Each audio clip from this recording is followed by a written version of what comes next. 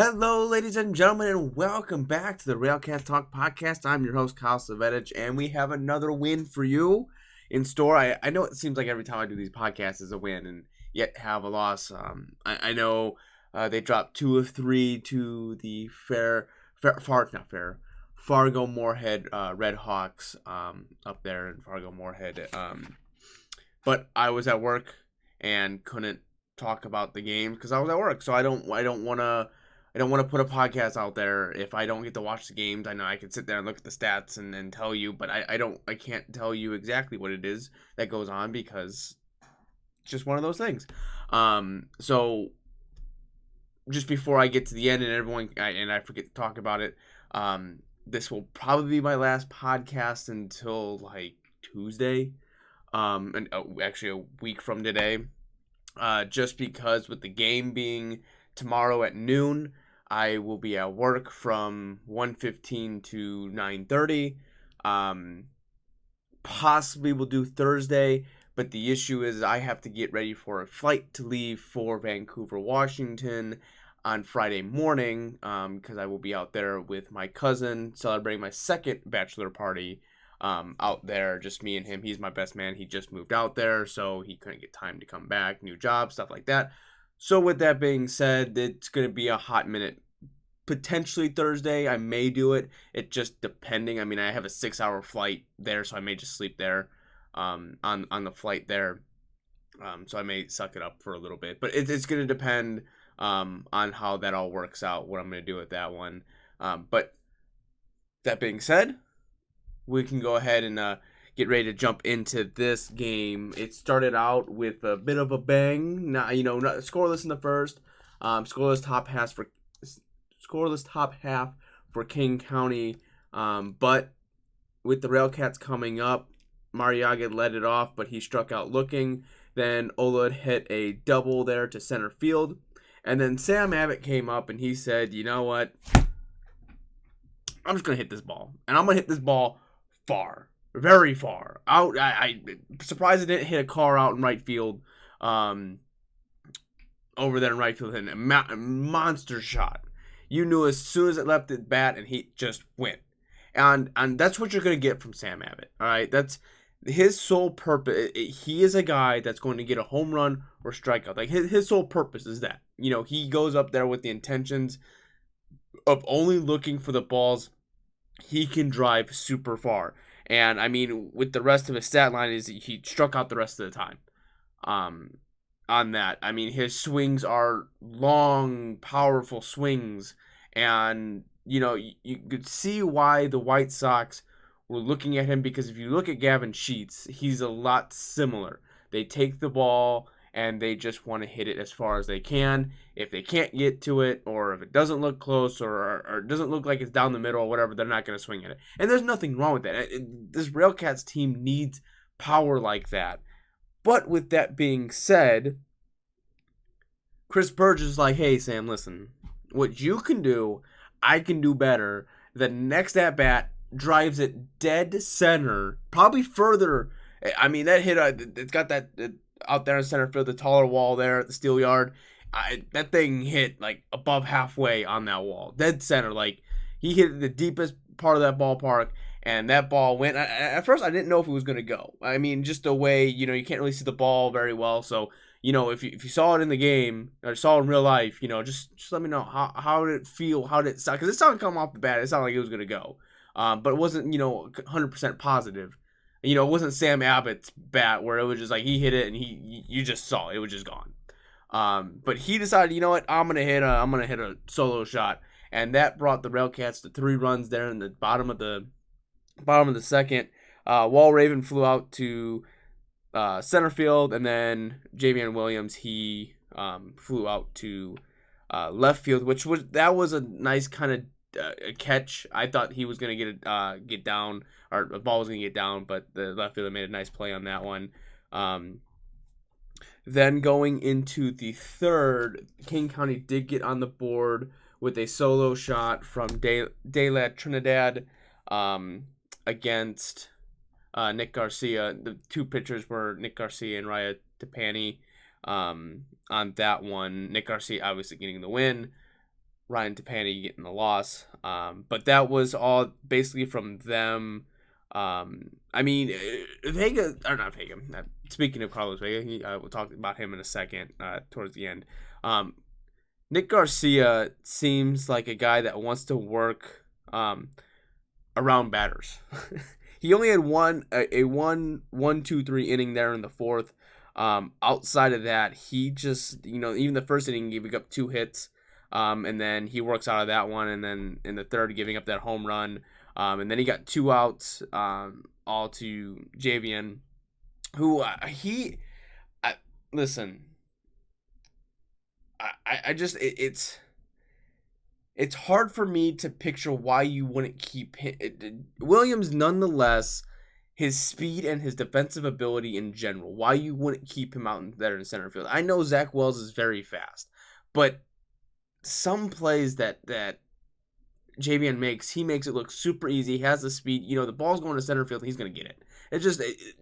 It's the mindset of he is going to get it. No matter what it is he's going to get the ball. I would like to see him play more often than what he's getting, but I know with this lineup, I'll get a little bit in the lineup, thinking about it later here in the podcast once I get through everything. But just he made all 3 outs. No, my bad. It wasn't. That was in the. It was, which inning was it? Oh, my bad. It was the second inning. I put that out. It was actually in the second inning, where he made a beautiful play. It was a single down. Busby got a single, and he just threw a laser dot and threw Busby out at third. That thing was picture perfect on the dime. Threw it like there was just no chance, and that's what you want to see. That's what you want to see. But going back to the third here, then Busby hit a ground ball to Walraven. Walraven throws him out. But then at the bottom of the second here, it was Woodworth led it off with a single. And then Lingua, he got himself an RBI there. I kind of got distracted here a little bit because I let the dogs outside, and see, my dogs decided they were going to have a bit of an issue.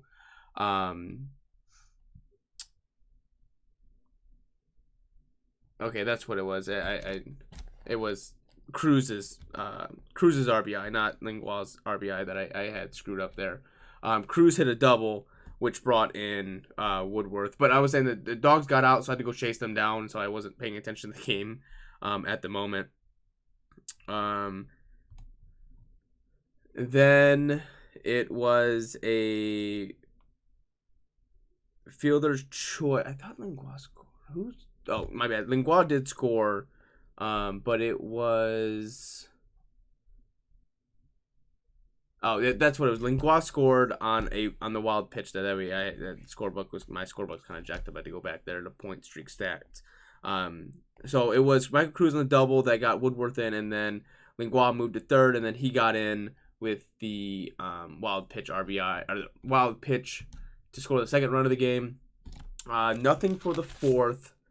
Going into the fifth, it was Lombardozzi who had a solo shot off of Garcia after Trinidad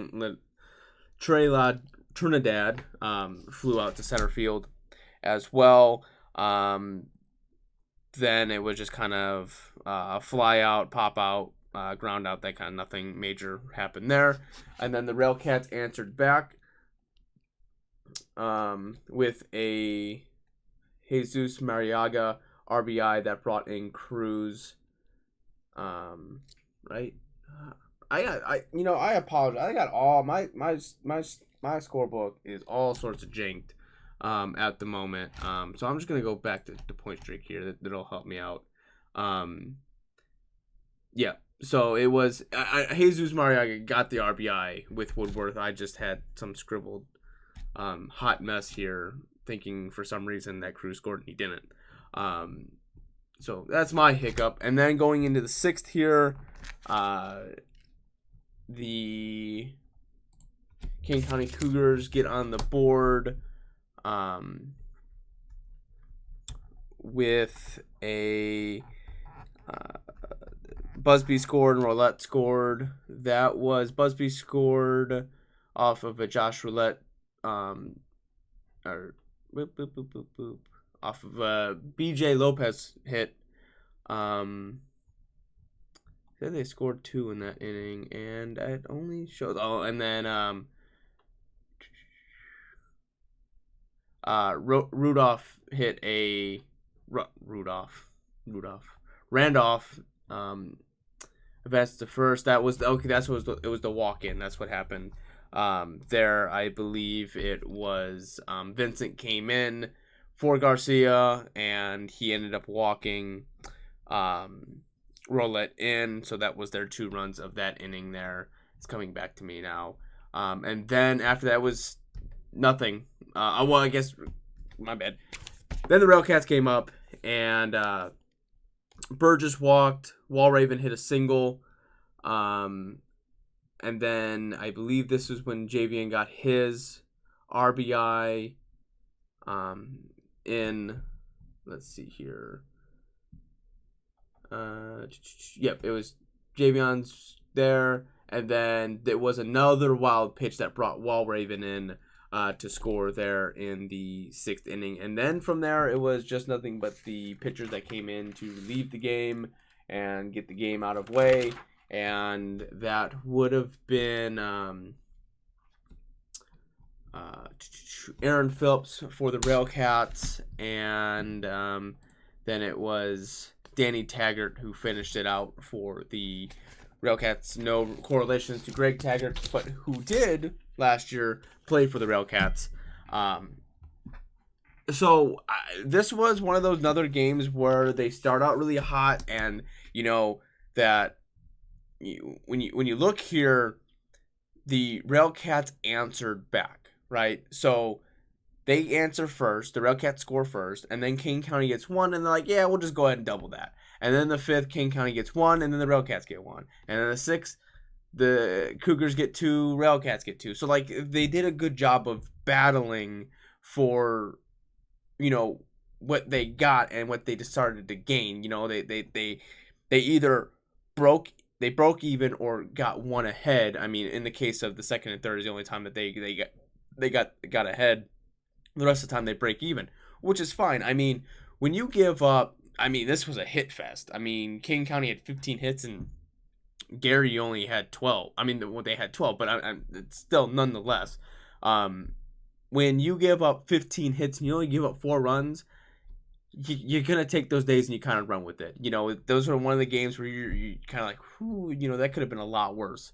You know, especially it was in the 8th when Walraven called off Cruz and dropped the ball on a pop fly. And that kind of, you're like, oh no, but it ended up not hurting anything. He ended up getting a strike on Lambardozzi. Randolph popped out to Burgess, and then Keurig came in and he popped out to Walraven. Walraven redeemed himself. In the next inning, he redeemed himself against Johnson, who popped out. Busby got a hit. Roulette struck out looking, and Lopez struck out swinging. So, you know, it at that point it is what it is, and you just kind of take it for what it is. But, you know, when I sit here and I look at, you know, I'm gonna look at the RailCats stats here, real quick. Just looking at the team right now, yes, Jesus Mariaga. I'm going to say Daniel Lingual is leading the team in batting average. Jesus only played 7 games, so right now it's kind of hard for me to put. I mean, right now Jesus Mariaga is batting at .375, which is good. In 7 games and 24 plate appearances and having 9 hits, that's what you want. You know, you're having a guy that's going to hit the ball. And even Daniel Lingual right now, I mean, he's batting at .300. Woodworth is batting at .281.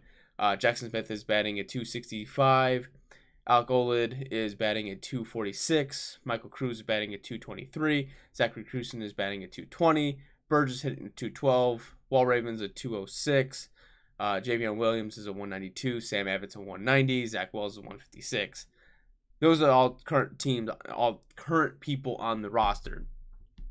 So, you know, for a while there, right now, it was a battle between, should Jackson Smith stay in over Michael Cruz. And it seems like Lamar Jackson wants to go with Michael Cruz, but I don't know why he wants to stick him in the cleanup hitter. Right? Chris Burgess is finding his power and Sam Abbott's finding their power. I would rather have two guys that I've known that are going to hit. I mean, you could even put Zach Hughes in there. He's had three home runs in 91 plate appearances. I mean, I guess Chris Burgess has 66 plate appearances, and he's been with the team at the beginning of the year. But it's just one of those that I think for someone that has had home runs, I think I'd rather have them in the cleanup spot in general, especially with the way Woodworth and Lingual have been playing. They've been getting on getting on. But then I sit here and think about the outfield, and Wells right now is batting a 156. I know it may take some time period to adjust, and I know that Javeyan Williams isn't batting too much better than he is. But yet again, Zach Wells has played 16 games and Javeyan Williams played 23 games. Javeyan's been with the team all year, and he's shown numerous of times that he should be able to be on the field for consecutive days. I know he got bit by the injury bug and stuff like that, but his ability just to play the field, I feel more safe with him out there than I do Zach Wells. Or even in the case of you want to put Zach Wells in left, you can, and you put Zach Hughes in at third. I mean, Zach is listed as an infielder. I get Tom is he's a fan favorite. He's been with the team, but he's starting to finally sort of pick it up for the RailCats here. But I just Zach Rakusin had he just I guess they're tied on RBI. I mean, I guess they're very similar, but I feel more consistency with Zach. I feel like he's able to at least get a couple. I mean, he's batting at 220 right now. Yes, I get it. When you look at the stats, you can argue both ways that, I don't know. Tom's played very well at third, but I feel like Zach is, this is a good spot for Lamar. If I'm Lamar Jackson, this is a good spot to be in. I mean, you have people that are going to play. You're going to have people that aren't going to play, but when they do play, they're going to play at the highest level as they possibly can. I don't know. I just look at it and I just wonder sometimes, the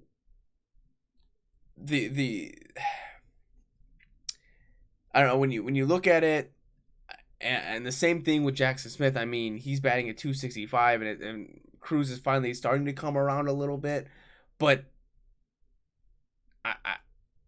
I like consistency, and sometimes I feel that some of the players that should be playing are consistent. Okay, Javeyan may not be the most consistent at bat person. He may not, he would be a nice 9-hole hitter. And having Zach Wells be your leadoff hitter, or having Woodworth be your leadoff hitter, or someone that's going to be up there. I mean, realistically, the only people that have played all 36 games is Daniel Lingual, Michael Woodworth, and Alec Oled. Like, that's your staple right now. That's your staple players. And that's, even putting Alec up there at leadoff spot would be halfway decent. I mean, you're just, I don't know. Or maybe I don't know. You got Jesus Mariaga that I guess I can't forget about him either.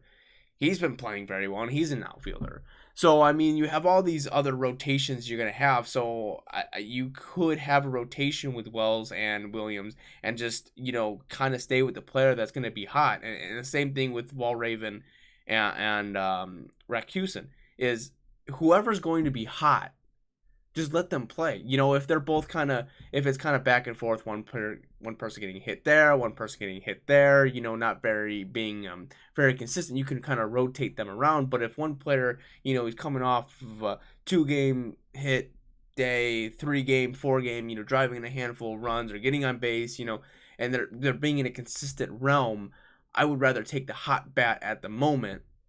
So I mean, right now Lamar Jackson has this team to be like, all right, well, they're not giving anything up. They're hardly giving anything up, or not giving anything up. I should say giving up in general. This team doesn't give up, and you see it throughout the entire year. Even the games that they get blown out, they just don't give up, and that's a staple for the RailCats, and that's always a good thing because you're gonna win games like that. I mean, tonight could have been one of those games that you could have just kind of shook your head and going, oh crap, we gave up 15 hits and we could have lost the game, but they stayed together with it. They made some good defensive plays. The pitching came through when it needed to, and you limited the runs on certain things. So that's always a positive. They know what's at stake. I think this team knows that they have a real shot at making the playoffs.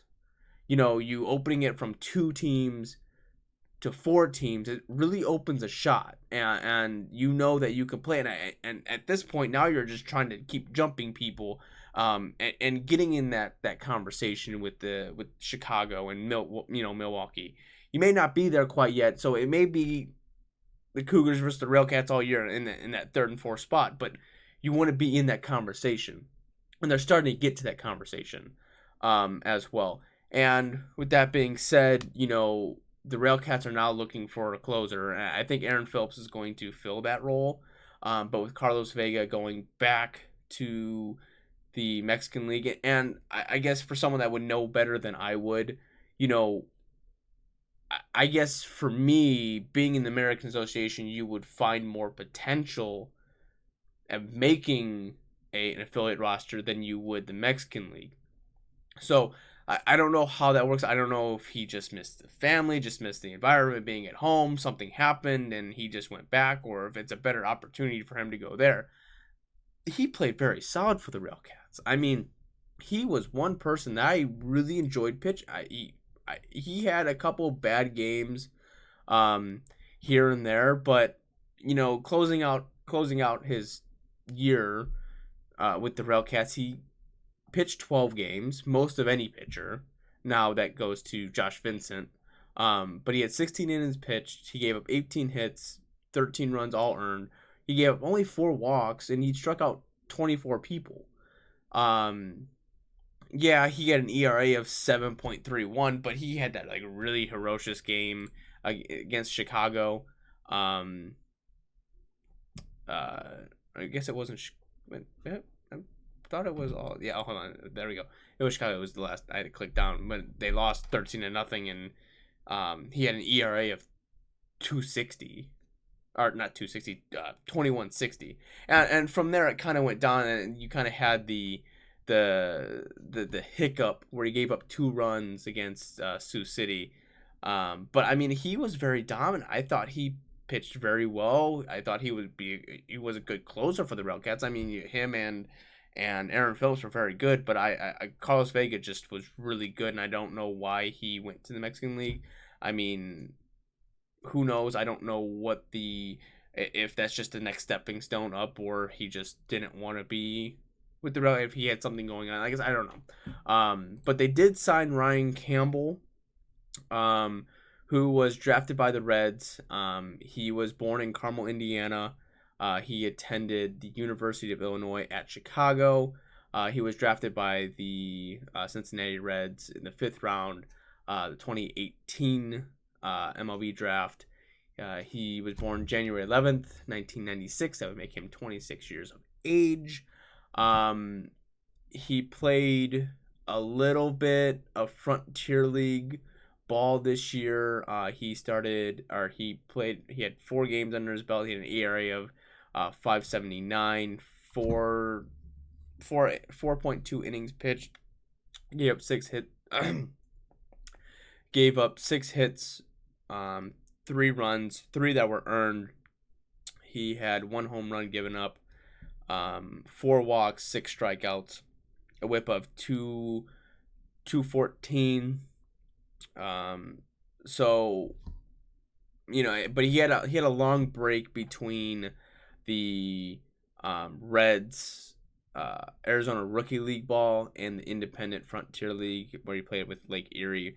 I think he had an injury going on with that one. So I think he was out for a little bit, so coming back into it and all that. He seems like he could be a solid piece. I haven't seen him pitch. He has not pitched for the RailCats yet. But like I said, we'll see. It could be something good on that aspect of it as well. But if this is my last podcast for the week, I guess, till next week, this is how the game's going to look. You have tomorrow's game that starts at noon against Kane County, and then Kane County at 6:45 on Thursday. And then you travel to Milwaukee Friday, Saturday, and Sunday. Friday and Saturday's games are 6:35 and 6 o'clock. Sunday game is a 1 o'clock game. You are off Monday, and then on Tuesday, you come back home against Chicago, which is a big series there. Which I will be back home on Tuesday. Well, I'll be back home Monday, but I do have to work Tuesday. So I'm hopefully, I think Wednesday and Thursday I'll be able to put a podcast out. Because that'll be a big series. Like I said, this is a true testament of what's going to happen here. If the RailCats can run with the big dogs here. I think they can take 2 out of 3 with King County. Maybe I would like to see a sweep, get that little momentum going to Milwaukee. But it should be a great weekend as well, with games wise. So it'll be interesting to see what's going to happen there. But I think I've taken up plenty of your time. So I appreciate everyone that has followed the Facebook page, follow me on Twitter, subscribe to the YouTube channel, comment, like, share. I really do appreciate it. Starting this out, I don't know a lot of people want to watch the RailCats, but it's entertaining for me. It's fun for me. I like to talk to fans that actually enjoy the game, that listen to the game, that understand what happens with the RailCats. And I like everyone else's perspectives because, my idea of this team is completely different than someone else's idea. And I like to meet in the middle somewhere. I like to get a true version of, what's eye-opening and what's not. I like the mixture of what my feelings are and what the stats tell me, or what other people are feeling. I really want to get out to games, but with these gas prices, man, I can't get to nothing, nada. So I live my life through the fans that actually get to go to games and watch the games, and hopefully this helps people that don't get to watch the games maybe understand a little bit what's going on and keeping up to date with the RailCats. So when you do go to the game, you know who is playing and who's being productive and who's not. It's one of those things. But I just want to thank everyone for all the support, everything else. It means a lot. Driving through this podcast, I've had a lot of fun doing it. I've lost maybe a couple nights of sleep, and I have to wake up next. But I enjoy doing it every day. The fiance may get a little mad at me sometimes because there may be times I don't go to bed with her, and it is what it is. But it's something I enjoy. So if you enjoyed as well, please leave a like, comment, and subscribe. If you do comment, I try to comment back as well. But follow me on Facebook at RailCats Talk, Twitter as well. Be sure to share with your friends, family, if anyone else is interested in it. But that's going to wrap it up for me. I'm your host, Kyle Svedich, and this has been the RailCats Talk podcast. And go Cats.